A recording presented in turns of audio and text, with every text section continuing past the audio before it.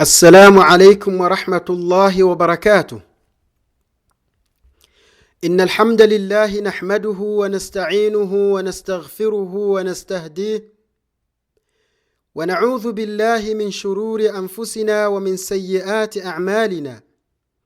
من يهده الله فلا مضل له ومن يضلل فلا هادي له. وأشهد أن لا إله إلا الله وحده لا شريك له، وأشهد أن محمدًا عبده ورسوله. أرسله الله تعالى بالهدى ودين الحق ليظهره على الدين كله ولو كره الكافرون. عباد الله، أوصيكم ونفسي بالتقوى الله أيها المؤمنون، لقد فاز المتقون. قال الله سبحانه وتعالى: يا أيها الذين آمنوا اتقوا الله حق تقاته ولا تموتن إلا وأنتم مسلمون. وقال الله سبحانه وتعالى: يا أيها الناس اتقوا ربكم الذي خلقكم من نفس واحدة وخلق منها زوجها وبث منهما رجالا كثيرا ونساء واتقوا الله الذي تساءلون به والأرحام إن الله كان عليكم رقيبا. وقال الله سبحانه وتعالى: يا أيها الذين آمنوا اتقوا الله وقولوا قولا سديدا يصلح لكم أعمالكم ويغفر لكم ذنوبكم ومن يطع الله ورسوله فقد فاز فوزا عظيما. أما بعد، فإن أصدق الحديث كلام الله، وخير الهدي هدي محمد صلى الله عليه وسلم، وشر الأمور محدثاتها، وكل محدثة بدعة، وكل بدعة ضلالة، وكل ضلالة في النار. اللهم إنا نعوذ بك من عذاب النار. Ndugu zangu Waislamu, baada ya kumshukuru Allah subhanahu wa ta'ala na kumtakia rehma mtume wetu Muhammadin sallallahu alayhi wasallam, kwanza kabisa ndugu zangu, na kuhusieni pamoja na kuihusia nafsi yangu juu ya swala zima la kumcha Allah subhanahu wa ta'ala. Watukufu wa Islam, hakika mafanikio yako katika kumtii Mwenyezi Mungu subhanahu wa ta'ala na kufuata mafundisho sahihi ambayo aliyokuja nayo bwana wetu mtume sallallahu alayhi wasallam. Na hakika khasara iliyokubwa itawathibitikia wale ambao waliomwasi Mwenyezi Mungu subhanahu wa ta'ala na mtume wake Muhammadin sallallahu alayhi wasallam. Kwa hiyo ndugu zangu, kukawa hakuna budi, ni lazima tuhusiane katika kumcha Mwenyezi Mungu subhanahu wa ta'ala na tukatazane yale ambayo Mwenyezi Mungu subhanahu wa ta'ala katukataza, ili tuweze kufaulu huko tunakokwenda ndugu zangu, mbele ya haki, siku ambayo mwenye mali hazitamfaa na mwenye watoto hawatamfaa na mwenye wake pia hawatamfaa, isipokuwa yule ambaye atakayekwenda kwa Mwenyezi Mungu subhanahu wa ta'ala akiwa na moyo uliosalimika. Ndugu zangu Waislamu, mada yetu tutazungumzia kuhusu namna ya kuupokea mwezi mtukufu wa Ramadhan. Ni silsila ya darasa mbalimbali ambazo zitakuwa zikifuatana katika kuzungumzia ni jinsi gani tuupokee mwezi mtukufu wa Ramadhan. Kwa hiyo ndugu zangu katika iman, darasa hili ni muhimu. Tujitahidi tuweze kufuatilia moja baada ya jingine ili tuweze kupata faida na tuweze kufanya maandalizi ya kutosha katika kuupokea mwezi mtukufu wa Ramadhan. Kwa hiyo ndugu zangu katika iman, tusiwe mbali na mada hii, kwa sababu ni mada muhimu na inayokwenda na wakati, kwa sababu tuko katika mwezi wa Shaaban na Mwenyezi Mungu Subhanahu wa Ta'ala akitupa uhai na maisha marefu, insha Allah tutaupokea mwezi mtukufu wa Ramadhani katika mwezi unaokuja. Kwa hiyo ikawa hakuna budi tuzungumzie namna ya kuupokea mwezi mtukufu wa Ramadhani. Hii ndio mada yetu ambayo tutakayoizungumza, na itatuchukua vipindi mbalimbali na sio darasa moja, kwa sababu mambo ni mengi ambayo Waislamu tunatakiwa tuyafahamu katika kujiandaa na kuupokea mwezi mtukufu wa Ramadhani. Ndugu zangu katika iman, tukiwa tunajiandaa kuyazungumzia mambo muhimu ambayo yanayotakiwa tuyafahamu katika kuupokea mwezi mtukufu wa Ramadhani, napenda niwakumbushe bishara ambayo Mwenyezi Mungu Subhanahu wa Ta'ala ameizungumzia katika Qur'ani juu ya umma huu, ummati Muhammadin sallallahu alayhi wasallam. Mwenyezi Mungu Subhanahu wa Ta'ala ameukirimu umma huu kwa kuufanya kuwa ni umma bora, umma ambao umechaguliwa katika nyumati nyingi zilizopita, tangu kwa Adam alayhi salam, kisha kwa Nuhu alayhi salam, kisha kwa Ibrahim na Musa na Isa na mitume wengi ambao waliopita. Mwenyezi Mungu Subhanahu wa Ta'ala ametufanya sisi ummati Muhammad kuwa ni umma bora kuliko ni hao waliopita.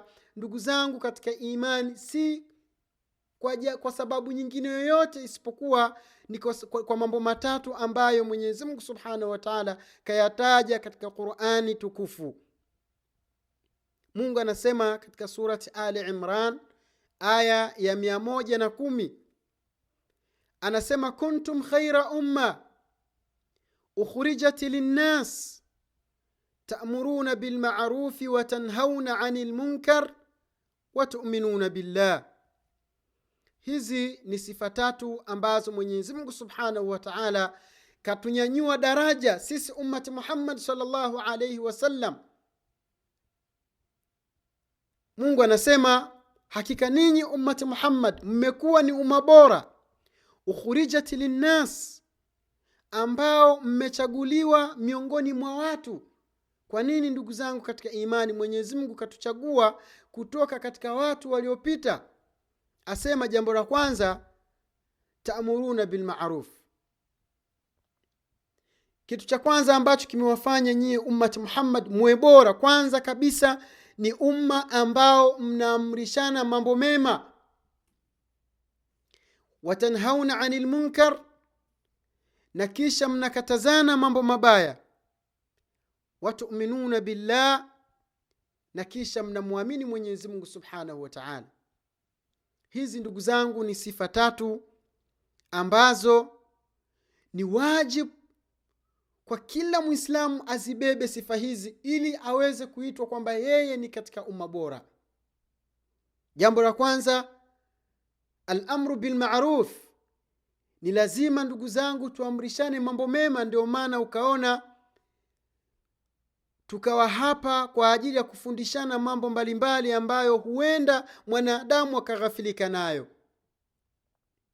Ndio maana ukaona watu wema ambao Mwenyezi Mungu kawapa taufiki wakaweza kuanzisha website, mawaqi, tovuti mbalimbali za khairi, ili wanadamu na Waislamu wote duniani waweze kujifundisha dini yao.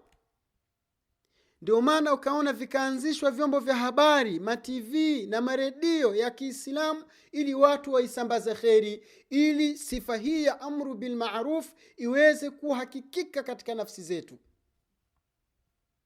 Sifa ya pili ndugu zangu, annahyu 'anil munkar. Watu wakatazane mambo mabaya ndugu zangu, Isije kuwa kwamba unamuona mtu anafanya mambo mabaya, lakini kwa sababu labda pengine ni mkwe wako au ni baba yako au ni shemeji yako ama ni dada yako ama ni mtu ambaye unamtegemea kwamba unafanya kazi kwake, huwezi kumkataza eti kwa sababu labda pengine utamwaga unga.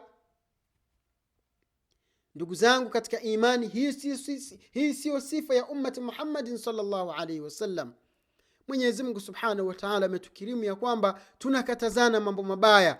Waislam, laysa hunaka mujamalan fi din, hakuna kuoneana aibu katika dini. Hakuna kupakana mafuta kwa kutumia mgongo wa chupa katika dini. Ad-dinun haqqun, hakika dini ndugu zangu katika imani ni haki. Ni lazima yule anayefanya mema basi asemwe kwamba mtu huyu mashallah anafanya mema, na yule anayefanya mabaya basi aambiwe kwamba hayo unayoyafanya si sawa ndugu yangu, unatakiwa utubie kwa Mwenyezi Mungu Subhanahu wa Ta'ala. Kisha katika mambo ambayo tumefanywa sisi ummat Muhammad kuwa ni umma bora ni lile ambalo Mwenyezi Mungu Subhanahu wa Ta'ala amelizungumzia kwamba watu'minuna billah, na kisha mnamwamini Mwenyezi Mungu Subhanahu wa Ta'ala. Ndugu yangu katika iman, iwapo kama unaamrisha mema na unakataza mabaya lakini haumwamini Mwenyezi Mungu Subhanahu wa Ta'ala, basi ujue wewe ni sifuri, hamna lolote unalolifanya. Imani hapa imezungumzwa kama iman, lakini hapa inakusudiwa vitu viwili. Hapa inakusudiwa watu'minuna billah, kwamba nyie ni Waislamu, lakini mbali na kuwa ni Waislamu kisha mnamsadikisha Mwenyezi Mungu Subhanahu wa Ta'ala kwa kutamka na kisha kwa ulimi na kisha mnafanya kwa vitendo. Al-iman huwa an-nutqu bil-lisan wat-tasdiqu bil-qalb wal-amalu bil-jawarih, kwamba ili mtu aitwe kwamba ana iman ni lazima atamke kwa ulimi, aseme ashhadu an la ilaha illa Allah wa anna Muhammadan rasulullah, kwamba ninatamka kwa ulimi na kukubali ndani ya moyo kwamba hapana Mungu mwingine apasaye kuabudiwa kwa haki illa ni Mwenyezi Mungu Subhanahu wa Ta'ala, na kwamba Mtume Muhammadin sallallahu alayhi wasallam ni mjumbe wa Mwenyezi Mungu Subhanahu wa Ta'ala. Kisha baada ya kutamka ndugu yangu katika iman, basi ile iman ithibiti, isadikishwe na moyo. Baada ya kusadikishwa na moyo, kisha viungo vyako sasa vianze kuonyesha ile imani. Ukitamka, utamke maneno mazuri. Ukipokea ndugu yangu, upokee kilichokuwa cha kheri. Miguu yako ikitembea iende sehemu ya kheri. Masikio yako yakisikia basi yasikie katika jambo ambalo ni la kheri. Ndugu yangu katika imani, macho yako pia yakiona basi yaone vile ambavyo Mwenyezi Mungu Subhanahu wa Ta'ala anavipenda na kuviridhia. Hii ndio miza, ndio cheo, ndio nafasi ambayo tuliopewa sisi ummati Muhammad sallallahu alaihi wasallam, kwamba ni umma bora kwa sababu tunaamrishana mema na kisha tunakatazana mabaya ndugu zangu, na tunamwamini Mwenyezi Mungu Subhanahu wa Ta'ala. Sitaki kuzungumzia mlango wa amru bil ma'rufi wa nahyi 'anil munkar. Sitaki kuzungumzia mlango wa kuamrishana mema na kukatazana mabaya, isipokuwa ulikuwa ni utangulizi tu ambao mimi nimeuandaa kwa ajili yako wewe, ili ujue kwamba unapokaa kwenye kompyuta yako ukawa unaangalia tovuti mbalimbali za Uislamu zinazokufundisha mambo ya kheri, mfano kama website za Islamic House au tovuti za Al-Hidayah au tovuti mbalimbali ambazo zinazokupa knowledge kuhusiana na Uislamu, zinazokupa ilmu ili uweze kujua Uislamu, basi ujue macho yako wewe yanaangalia kitu cha kheri. Unapokaa kwenye TV yako, ukawa unaangalia TV ya Kiislamu, unasikiliza mawaidha, unasikiliza vipindi mbalimbali ambavyo vinakufanya uweze kupata taaluma, uweze kupata mafunzo katika dini, basi ujue macho yako pale yanatumika katika sehemu ambayo Mwenyezi Mungu Subhanahu wa Ta'ala anaipenda na kuiridhia. Vile vile masikio yako pindi unapokuwa ukisikia mawaidha, ukasikia Qur'an, ukasikia adhkar, ukasikia mambo mbalimbali yanayohusu Uislamu, basi hakikisha kuwa jua ya kwamba masikio yako yanafanya ibada katika wakati ule ambao wewe unasikiliza mambo ambayo Mwenyezi Mungu Subhanahu wa Ta'ala anayapenda na kuyaridhia. Ndugu yangu katika iman, kaifa nastaqbilu Ramadhan shahrullahi almubarak, ni namna gani, ni jinsi gani tutaweza kuupokea mwezi mtukufu wa Ramadhan, mwezi wa Mwenyezi Mungu ambao wenye baraka. Shahrul Qur'an, ni mwezi ambao ni wa Qur'an. Shahru alladhi unzila fihi alquran, mwezi ambao ndani ya mwezi wa Ramadhani imeteremshwa Qur'an. Shahru alladhi, mwezi ambao yatamayazu bilfadail, unabainika na kupambanuliwa kwamba ni mwezi ambao ndani yake kuna mambo mema, mambo mazuri. Al-insan ya'malu amalan qalilan wa yujza jazaan kabira wa kathiran.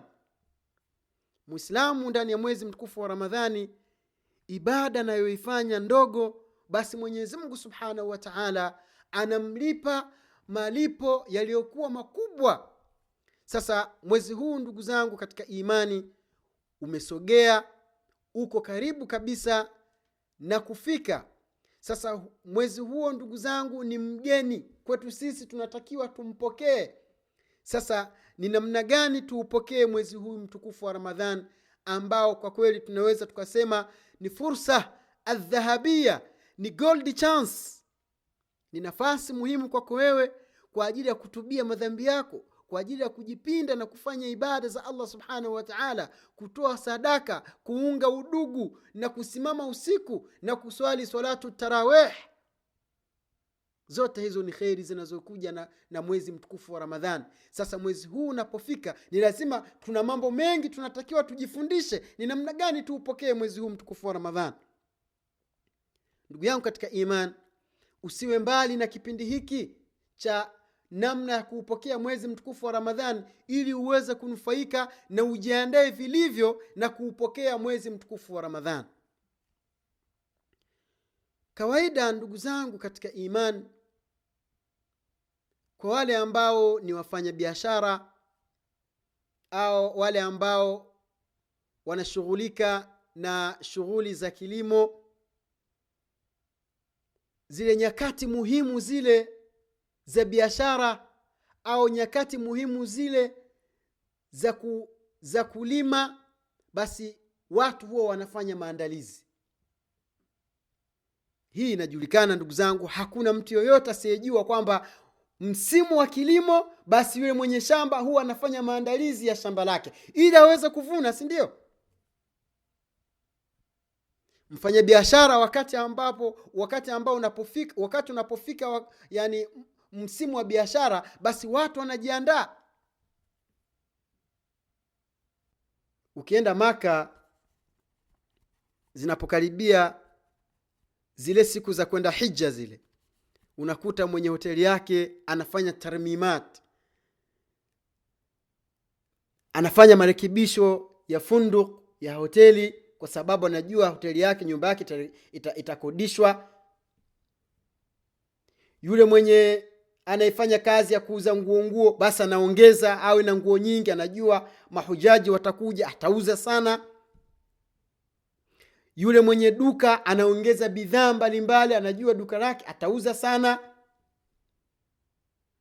Wale watu wanaofanya kazi ya limousine, taxi driver, wale wanajiandaa kwa sababu wanajua watapata wateja wengi. Mpaka na wale watu wa mapikipiki pia, ambao ni usafiri wa mahujaji ambao ni hatari sana. Wale watu ambao wanaokuja Maka wanatakiwa wawe na tahadhari sana na kupanda pikipiki hizi, kwa sababu subhanallah, yani wale madereva vijana wa Maka wale wanapokimbiza zile pikipiki ni hatari kwa maisha ya haji. Lakini nao pia wanajiandaa, mtu kama na pikipiki 1, 2, 3 anaongeza 5, 10, anajua atapata wateja, pikipiki zake zitakodishwa. Tukija kwa wale sasa wazee wetu ambao wanashughulika na kazi za vilimo, unakuta msimu wa kilimo unapofika, mtu anaandaa shamba lake vizuri. Kama lilikuwa na majani mengi, kulikuwa kuna pori, basi anafyeka shamba lake vizuri, anaunguza majani. Kama kuna trekta za kukodishwa, anaenda na kukodisha trekta, anatengeneza shamba lake vizuri. Anaongea na wale ambao wanaoshughulika na kazi ya vibarua, anawalipa pesa, wanakuja wanamlimia vizuri. Baada ya hapo, haitoshi ndugu zangu, hebu angalieni, haya ni mambo ya kidunia ambayo yani akili inafahamu bila kufundishwa kwamba ili uweze kufanikisha ni lazima ufanye hivi. Vile vile katika mwezi mtukufu wa Ramadhani, huwezi kufunga tu hivi tu alafu kawa kwamba umepata zile kheri za mwezi mtukufu wa Ramadhani. La, kuna mambo ambayo unatakiwa uyafanye, uyajue kabla ya mwezi mtukufu wa Ramadhani haujafika. Angalia mwenye shamba anaandaa mbegu bora, sio mbegu tu. Kama ni maharage, basi anaandaa zile mbegu ambazo zinazozaa sana. Kama ni mahindi, anatafuta zile mbegu, wengine wanasema mbegu za Sidiko, zingine sijui mbegu za nini. Wao wenyewe wanazijua kwamba lile hindi ukilipanda, basi baada ya muda mdogo tu linazaa, tena linazaa sana, utavuna zaidi. Kwa hiyo unaandaa mbegu bora, na kisha ile ardhi yenyewe ile unaiandaa, unaiwekea mbolea na mambo mbalimbali ambayo ni virutubisho vya ardhi. Kwa nini mambo yote haya ndugu zangu katika imani? Ili yule anayelima aweze kuvuna vizuri, apate magunia na magunia ya michele, magunia na magunia ya mahindi, magunia na magunia ya nini, ya maharage. Sasa vile vile katika kuupokea mwezi mtukufu wa Ramadhan, ni lazima tuandae mazingira, tuweke mazingira vizuri, ili tuweze kuupokea mwezi mtukufu wa Ramadhan katika mazingira ambayo subhanallah, yani tutakuwa tuna maarifa mengi tu katika mwezi mtukufu wa Ramadhani, katika mfungo wa mwezi mtukufu wa Ramadhani, ili tuweze kufanikiwa katika somo zetu. Mwenyezi Mungu Subhanahu wa Ta'ala aende akatulipe pepo kwa somo zetu. Ndugu zangu watukufu wa Islamu, kuna mambo mengi sana ambayo tunatakiwa tuyafahamu, yakiwa ni maandalizi ya kuupokea mwezi mtukufu wa Ramadhani. Sasa katika darasa letu hili, kwa sababu darasa letu litakuwa likichukua takriban nusu saa au dakika 40 au dakika 27, ili unapokaa na ukasikiliza usiweze kupata uchovu mapema. Kwa hiyo katika darasa letu tutazungumzia jambo la kwanza kabisa ambalo Muislamu anatakiwa ajiandae nalo kabla ya mwezi mtukufu wa Ramadhani haujaingia. Jambo la kwanza kabisa ndugu yangu katika iman, ad-du'a. Muislamu anatakiwa amuombe Mwenyezi Mungu Subhanahu wa Ta'ala afikishwe katika mwezi mtukufu wa Ramadhani. Yani umuombe Mungu katika dua zako unazoziomba kila siku, umuombe Mwenyezi Mungu, ewe Mwenyezi Mungu nakuomba unifikishe katika mwezi mtukufu wa Ramadhani. Kila wakati, katika swala zako za sunna, katika swala zako za faradhi, katika swala zako za usiku, katika shughuli zako, kila unapomwomba Mwenyezi Mungu Subhanahu wa Ta'ala, unatakiwa umuombe Mwenyezi Mungu akufikishe katika mwezi mtukufu wa Ramadhani. Swala la dua Mwenyezi Mungu Subhanahu wa Ta'ala amelihimiza sana katika Qur'an. Mtume sallallahu alayhi wasallam akaja kalifundisha katika sunna. Ukiangalia mtume Mwenyezi Mungu Subhanahu wa Ta'ala anasema nini katika Qur'ani kuhusiana na watu kutamasaki na dua, watu wamuombe Mwenyezi Mungu sana. Usiwe unakaa tu usiku inakwenda, usiku unakwenda, mchana unaingia unaondoka, hamna hata siku moja umekaa usiku ukanyanyua mikono yako kumuomba Mwenyezi Mungu Subhanahu wa Ta'ala. Angalia katika hadithi sahihi, Mwenyezi Mungu kila siku anateremka katika mbingu ya dunia, kila siku. Kisha anatangaza, anasema, ni mwanadamu yupi mwenye matatizo mimi nimsaidie? Ni mwanadamu yupi ambaye ana haja mimi nimsaidie? Angalia jinsi Mwenyezi Mungu Subhanahu wa Ta'ala anavyotufundisha tuwe na culture ya kufanya supplications. Tuwe na utamaduni wa Islamu wa kumuomba Mwenyezi Mungu. Tuzoee kunyanyua mikono yetu na kumuomba Allah Subhanahu wa Ta'ala. Sasa katika maandalizi ya kuupokea mwezi mtukufu wa Ramadhani, unatakiwa wewe Muislamu uzoee umuombe Mwenyezi Mungu Subhanahu wa Ta'ala aweze kukufikisha katika mwezi mtukufu wa Ramadhani. Mungu anasema, wa idha sa'alaka ibadi anni fa inni qaribun ujibu da'wata ad-da'i idha da'ani. Kisha Mungu akasemaje? falyastajibu li walyu'minu bi la'allahum yarshudun. Aya hii iko katika suratul Baqara aya ya 186. Maana ya aya hii ni kwamba Mwenyezi Mungu Subhanahu wa Ta'ala anasema kumwambia Mtume sallallahu alayhi wasallam, ewe Mtume, wa idha sa'alaka ibadi anni, pindi watakapokuuliza waja wako kuhusiana na mimi niko wapi? Faqul, Mungu anasema fa inni qaribun.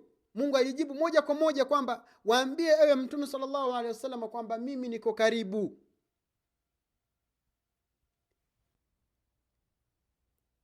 Mtume sallallahu alaihi wasallam anasema, Mungu anamwambia Mtume, waambie hawa waja wangu wanaoniulizia kwamba mimi niko karibu. Kisha akasemaje? ujibu da'wata ad-da'i idha da'ani. Ninajibu dua ya mwanadamu, ya Muislamu yoyote atakayeniomba. Kisha Mungu akasema, falyastajibuli walyu'minu bi la'allahum yarshudun. Neno hili falyastajibu li, ukiangalia katika kitabu ambacho kinachoitwa At-Tafsirul Muyassar, kitabu hiki kimetungwa na walimu mbalimbali katika jamia, lakini kimekusanywa na Ad-Doktor Abdullah ibn Abdul Muhsin At-Turki na kimechapishwa na Mujamma' Malki Fahadi ambayo yuko katika Madinatul Munawwara pale. Kitabu hiki katika kutafsiri falyastajibuli, wanachuoni wanasema ai maanahu falyuti'uni, ewe Mtume sallallahu alaihi wasallam waambie waja wangu kwanza kabisa, kabla ya kila kitu. Ona, kabla ya dua kabla ya dua unatakiwa wewe Muislamu kwanza umtii Mwenyezi Mungu Subhanahu wa Ta'ala, umtii Allah Subhanahu wa Ta'ala. Falyastajibuli, kwa hiyo ikiwa wanataka majibu katika yale walioyaomba, ni wajibu wanitii mimi kwanza. Mungu anakuambia fanya hivi wewe, basi unatakiwa umtii Mwenyezi Mungu Subhanahu wa Ta'ala kwa yale ambayo anayokuamrisha. Falyastajibuli, ni wajibu waitikie wito wangu ninaowaita. Mungu anakuita hayya ala salah. Ewe mwanadamu, ewe Muislamu, njoo kwenye swala. Wewe unaendelea na shughuli zako, kisha unyanyue mikono, Mungu atakujibu vipi bwana? Mungu anakuambia wala taqrabu zina, usikurubie zina wewe. Kisha wewe jioni zile unazunguka kutafuta mabinti za watu na kuharibu wake za watu, umeharibu ndoa za watu. Mungu anakuita wala innal ladhina yaakuluna riba, hakika wale ambao wanaokula riba, la yaqumuna illa kama yaqumu alladhi yatakhabbathu ash-shaytanu min al-mas, Hakika wale wanaokula riba siku ya kiyama hawataamka isipokuwa ni kama wale waliopatwa na mashetani. Wewe pesa zako umeweka katika benki za riba, sasa utamuombaje Mwenyezi Mungu akujibu? Na wakati katika shairi anasema faliyastajibuli la budda an tutia Allah subhanahu wa ta'ala qabla an tad'uwa, hadha shartu liistijabati ad-du'a. Ni lazima umtii Mwenyezi Mungu subhanahu wa ta'ala katika yale aliyokuamrisha, maamrisho yake, makatazo yake ni lazima utii, ili Mwenyezi Mungu subhanahu wa ta'ala aweze kuijibu dua yako. Kisha sharti ya pili, waliyu'minu bi, na waniamini mimi kwamba mimi ndio Mwenyezi Mungu peke yangu, sina mshirika. Na hii ni message kwa wale washirikina, ni ujumbe kwa wale ambao ni washirikina. Waache shiriki zao, waache kumshirikisha Mwenyezi Mungu subhanahu wa ta'ala. Shirikina inavunja imani, inavunja Uislamu. Mshirikina si Muislamu. Kisha unyanyue mikono, Mungu atakujibu vipi? Umwamini Mwenyezi Mungu, yeye ndiye anayehuisha na yeye ndiye anayefisha. Umwamini Mwenyezi Mungu ya kwamba yeye ndiye aliyemtuma Nabii Isa, lakini Isa sio Mungu. Isa ni mtume wa Mwenyezi Mungu subhanahu wa ta'ala. Kisha Mungu anasema la'allahum yarshudun, wakifanya hivyo basi watakuwa wameongoka. La'alla hapa ndugu zangu, mara nyingi sana la'alla inakuja, la'allakum tattaqun katika mwezi mtukufu wa Ramadhan. La'alla zinakuja nyingi, mara nyingi sana katika Qur'an, lakini wanachuoni wa tafsiri wanasema idha waradat, linapotokea kalimatu la'alla, neno la'alla katika fi siyaqi at-tahqiq wa at-tathbit dalla ala at-ta'kid. Ili neno la'alla linapokuja katika mtiririko wa maneno ya haki, halina maana ya huenda, huwa lina maana ya kwamba ni kutilia mkazo kwamba hatutaweza kuongoka ikiwa kama hatutamtii Mwenyezi Mungu na kumwamini Mwenyezi Mungu, na hatutaweza kujibiwa dua zetu ikiwa hatutamtii Mwenyezi Mungu, na ikiwa hatutaweza kufanya nini? Kumwamini Mwenyezi Mungu subhanahu wa ta'ala. Tunazungumzia jambo la kwanza ambalo Waislamu tunatakiwa tujifundishe, ni kwamba tumuombe Mwenyezi Mungu subhanahu wa ta'ala atufikishe katika mwezi mtukufu wa Ramadhani. Ndugu zangu katika iman, watu wema ambao waliotangulia walikuwa wakiitumia nafasi hii ya kumuomba Mwenyezi Mungu subhanahu wa ta'ala aweze kuwafikisha katika mwezi mtukufu wa Ramadhan. Sio kama wewe unavyodhani kwamba labda ni dua ya siku moja ama dua ya siku mbili, basi Ijumaa mpaka Ijumaa. Watu wema tunapozungumzia masalaf waliopita ni maswahaba wa Mtume sallallahu alayhi wasallam. Tunapozungumzia masalafu waliopita tunakusudia matabi waliokuja baada ya masahaba. Tunapozungumzia masalafu waliotangulia tunakusudia matabi tabiina, na wale maimamu wetu, wanachuoni wetu waliopita katika watu wema. Angalia ni namna gani walivyokuwa wakimwomba Mwenyezi Mungu subhanahu wa ta'ala awafikishe katika mwezi mtukufu wa Ramadhani. Waqad warada anna salaf, imepokelewa ya kwamba hakika watu wema waliopita kanu yad'una Allah 6 ashhurin an yuballighahum Ramadhan, walikuwa wakimwomba Mwenyezi Mungu subhanahu wa ta'ala miezi 6, kwamba Mwenyezi Mungu ndani ya miezi hiyo kila siku wanamwomba ndani ya miezi 6, nusu ya mwaka, kwamba Mwenyezi Mungu awafikishe katika mwezi mtukufu wa Ramadhani. Allahu akbar. Hawa ni masalaf, hawa ni watu wema. Maana tunapozungumzia watu wema tunazungumzia kina Abubakar Siddiq radhiallahu ta'ala anhu, tunazungumzia kina Umar ibn al-Khattab, tunazungumzia kina Uthman, tunazungumzia kina Ali, tunazungumzia kina Fatima wa kina Aisha, tunazungumzia wazee wa jihad wa kina Khalid ibn al-Walid. Hawa ukisoma historia zao, ukasoma mambo mengi walioyafanya kwa ajili ya kuutumikia Uislamu, unaweza ukazimia kama moyo wako una chembe ya iman. Lakini subhanallah, najiduhum, tunawakuta hawa masahaba abtal, ni mashujaa hawa ndugu zangu, waliotumikia Uislamu kwa mali zao, kwa miili yao, kwa nguvu zao, kwa nafsi zao, waliutumikia Uislamu mpaka utufikie sisi hapa tulipo sisi, wavaa kanzu, wavaa baibui, waitwa Fatima, waitwa Abubakar, waitwa Hussein, waitwa Abdullah, Abdurrahman, kwa sababu ya juhudi ya masahaba.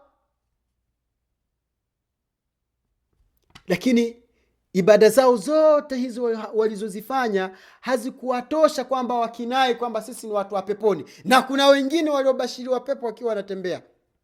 Angalia, miezi sita ashhur wanamuomba Mwenyezi Mungu Subhanahu wa Ta'ala awafikishe katika mwezi mtukufu wa Ramadhani. Aya ndugu zangu, mimi na wewe tuko wapi? Na kisha Mwenyezi Mungu anapowatunuku ile neema ya kuwafikisha katika mwezi mtukufu wa Ramadhani, basi wanamuomba miezi 6 mingine Mwenyezi Mungu aipokee ile Ramadhani, apokee ile saumu zao. Wewe ukishafunga ndio basi, yani siku ya Eid kishapita, ni kama tulikuwa tumefungwa bwana. Unapakia majuisi, unapakia maapple, unapakia maavocado, unapakia sijui vitu gani, unapakia, hauna hata muda wa kukaa unyanyue mikono, Mwenyezi Mungu naomba uipokee ibada yangu. Hauna wakati huo. Lakini watu wema waliopita ambao walikuwa wakijua nini maana ya janna, nini maana ya pepo, walikuwa wakimuomba Mwenyezi Mungu awafikishe katika mwezi mtukufu wa Ramadhani ndani ya miezi 6. Mwenyezi Mungu anapowapa neema wakafika katika mwezi mtukufu wa Ramadhani, basi walikuwa ukimalizika mwezi mtukufu wa Ramadhani, basi wanamuomba Mwenyezi Mungu Subhanahu wa Ta'ala aipokee saumu, apokee ibada zao na saumu zao ndani ya miezi 6. Wanamuomba kila siku, wanamuomba Mwenyezi Mungu Subhanahu wa Ta'ala. Ndugu yangu katika iman, ni wajib kwa kila Muislamu amwombe Mungu amfikishe katika mwezi mtukufu wa Ramadhani, kwa sababu wewe hujui, huenda kabla ya mwezi mtukufu wa Ramadhani kwa siku moja tu Mungu akakuchukua. Hauna guarantee ya kuishi wewe. Tufanye ujeuri tu, lakini hatuna guarantee. Hatuna dhamana kwamba mimi nitaishi kiasi fulani. Na hii ni message kwa vijana wenzangu kwamba usikae kwamba mimi nitaswali nikioa, mimi nitaswali bwana nikishakuwa hivi. Huwezi kujua. Mwenyezi Mungu anawachukua watoto, Mwenyezi Mungu anawachukua vijana, Mwenyezi Mungu anawachukua wazee. Mungu anakuchukua wewe kijana mwenye umri wa miaka 20, anamwacha kikongwe wa miaka 90. Hizi ndio kadari za Mwenyezi Mungu Subhanahu wa Ta'ala. Sasa pengine kwa kuomba kwako wewe ile dua, Mwenyezi Mungu akaakhirisha ile siku yako ambayo alikuwa akuchukue. Sababu imethibiti katika hadithi kwamba hakuna kitu kinachoregesha dua, kinachorudisha qadar isipokuwa ni dua. Unapomwomba Mwenyezi Mungu Subhanahu wa Ta'ala, inaweza ikawa ile dua yako ikafuta yale makadara ya Mwenyezi Mungu aliyokukadiria kwamba ufe kabla ya Ramadhani haijaingia, ukaidiriki Ramadhani ukafunga, baada ya Shawwal pengine akakuchukua huko, lakini zile khairi za Ramadhani, neema za Ramadhani ushazipata.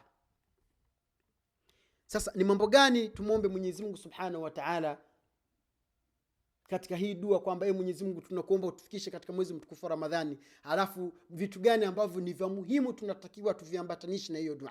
Jambo la kwanza ndugu zangu, tukimalizia darasa letu, kitu cha kwanza uombe kwanza uingie katika mwezi mtukufu wa Ramadhani. Jambo la kwanza hilo. Jambo la pili, umuombe Mwenyezi Mungu Subhanahu wa Ta'ala akusaidie kufanya mambo mema. Kuna watu mwezi wa Ramadhani wanazini, kuna watu mwezi wa Ramadhani wanaiba, kuna watu mwezi wa Ramadhani wanasema maneno ya uongo, kuna watu mwezi wa Ramadhani wanawasema watu, kuna watu mwezi wa Ramadhani wanataamali na riba, kuna watu mwezi wa Ramadhani wanafanya mambo machafu ndugu zangu. Sasa wewe umuombe Mwenyezi Mungu akuafikishe ufanye mambo mema ndani ya mwezi mtukufu wa Ramadhani. Kisha pia ndugu zangu, umuombe Mwenyezi Mungu Subhanahu wa Ta'ala akupe taufik ya kutekeleza ibada ya swala na qiyamu laili. Ndugu zangu, Haya ni mambo ambayo Muislamu unatakiwa uyape kipaumbele sana, hasa swala zima la dua. Umuombe Allah subhanahu wa ta'ala akufikishe katika mwezi mtukufu wa Ramadhani, ili uweze kunufaika na mwezi mtukufu wa Ramadhani. Mwezi mtukufu wa Ramadhani ndani yake kuna Lailatul Qadr. Mwezi mtukufu wa Ramadhani, ndugu zangu, ndani yake usingizi unalipwa.